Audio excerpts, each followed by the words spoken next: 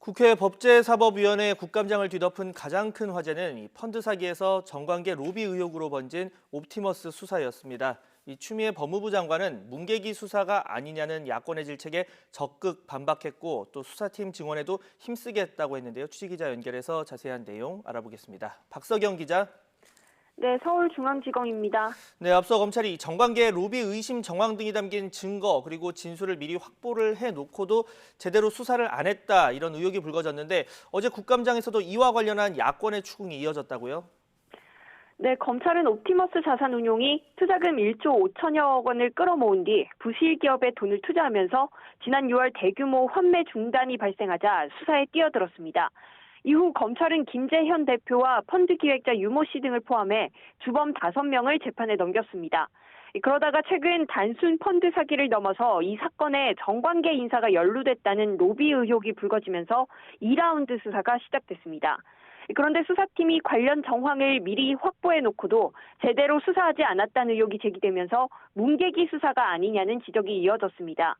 어제 국감장에서 야권의 공세가 이어지자 추미애 법무부 장관은 사건을 덮으려 한다는 건 사실이 아니고 수사 상황과 관련한 보고도 정상적으로 이뤄지고 있는 것으로 안다며 수사팀을 적극적으로 감쌌습니다.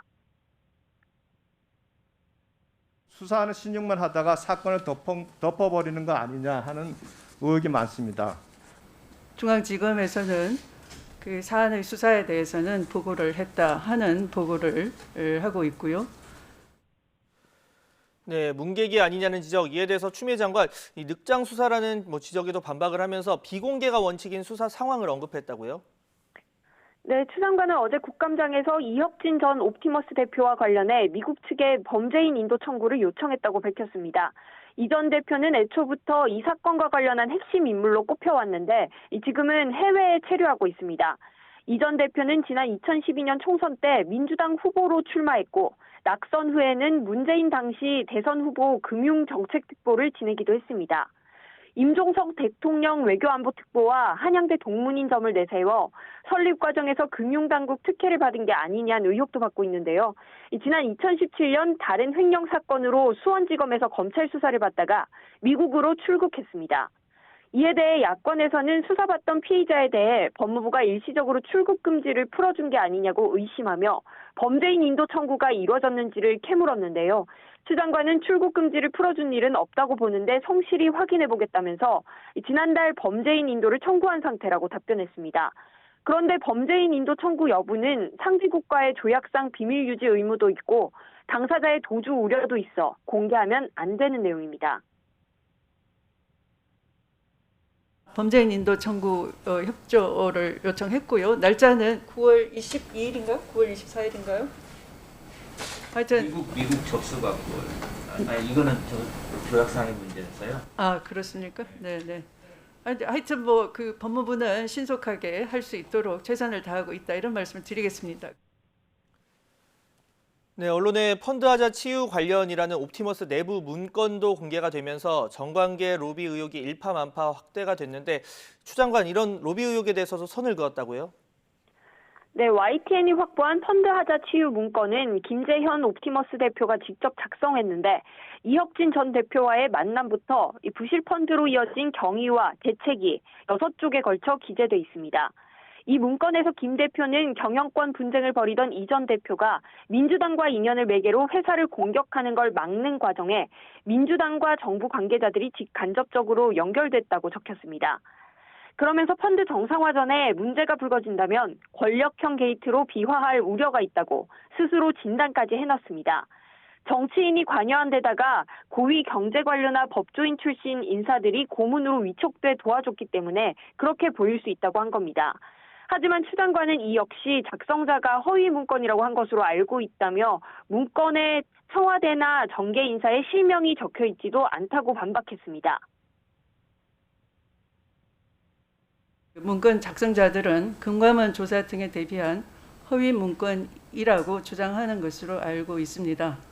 청와대와 정계 인사들 실명이 적혀 있다는 보도는 전혀 사실과 다르다라는 것을 어제 그럼 지금 이 사건 수사팀에서도 문건에 대해서 허위라고 결론을 내린 상태입니까? 어떻습니까? 네, 수사팀은 최근 문건 관련 보도가 이어지자 직접 문건을 들고 대검에 찾아가 보고한 것으로 확인됐습니다. 이 자리에서 허위라고 못 박아서 보고를 한 건 아니고 어떤 부분은 신빙성이 떨어지고 또 어떤 부분에 대해서는 추가로 확인해봐야 한다는 정도로 설명한 것으로 전해졌습니다. 진위 여부에 대해선 아직 명확히 결론 내리지 않았다는 뜻으로 해석할 수 있습니다. 또 수사팀이 지금까지 대검의 수사 진행 상황에 관한 보고 자체를 제대로 하지 않았다는 지적도 있었는데요. 수사팀은 여러 증거 내용을 취합해 필요한 부분만 보고해왔다고 설명했습니다. 네, 이런 가운데 윤석열 총장 최근 옵티머스 수사팀에 2차례나 인력 증원을 지시했다고요? 네, 앞서 윤석열 총장은 옵티머스 수사팀의 금융사기는 물론 로비 의혹까지 포함해 철저히 수사하라고 지시하기도 했는데요. 이와 관련해 대검은 최근 수사팀 증원 요청에 따라 검사 4명을 추가로 파견하겠다고 법무부에 요청했다고 밝혔습니다. 대부분 금융수사 경험이 풍부한 전문성 있는 검사 위주로 추천한 것으로 알려졌습니다. 그런데 나흘 만인 어제 윤 총장은 수사 상황을 보고받은 뒤 추가로 수사팀을 대폭 늘리라고 다시 지시했습니다. 정관계 로비 의혹과 관련한 수사를 두고 사실상 질책성 지시를 한 게 아니냐는 분석이 나옵니다. 그래서인지 처음 수사팀을 충원하는 과정을 두고 수사팀 요청에 따른 건지 윤 총장 지시가 먼저인지를 두고 대검과 서울중앙지검의 말이 엇갈리는 등 은근한 신경전을 벌이기도 했습니다. 다만 수사팀의 검사를 추가로 파견하기 위해선 추미애 장관의 승인이 필요합니다. 어제 국감장에서 여당 의원들까지 철저한 수사를 위해 증언이 필요하다고 말했고 또 추 장관도 적극적으로 검토하겠다고 밝힌 만큼 수사팀 증언을 거부하진 않을 것으로 보입니다. 지금까지 서울중앙지검에서 YTN 박서경입니다.